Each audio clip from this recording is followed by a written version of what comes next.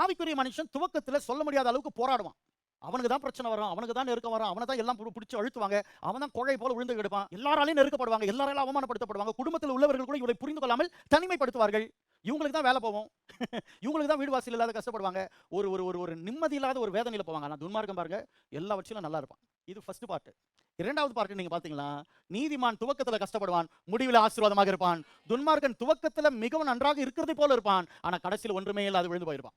உங்களுக்கு விளங்கலாம். உதாரணத்துக்கு ஹிட்லர், யூதன் என்பவன் இருக்கக்கூடாது என்று இவனுடைய பேச்சு திறமையால, இவனுடைய கிராஃப்டிங், அதாவது தந்திரமான வார்த்தையினால பேசி எல்லா ஜனங்களையும் யூதர்கள் மேல ஒரு வெறுப்பு உண்டாக்கினான். ஹிட்லருடைய குணம் என்னன்னு கேட்டீங்களா, யூதன் இருக்கக்கூடாதுன்னு அழிக்க முயற்சி பட்டான். அதே போல லட்சக்கணக்கான யூதர்களை கொன்று குவித்தான். அவன் காலத்தில் அவன் சாதிச்சான். ஆனால் ஹிட்லர் சூசைட் பண்ணிட்டு செத்து போனான். யூதர்கள் இன்றும் மகிமையாக உலகத்தில் சொல்ல போனால் 0.2 புள்ளி தான் இருக்கிறாங்க, 2 புள்ளி தான் இருக்கிறாங்க.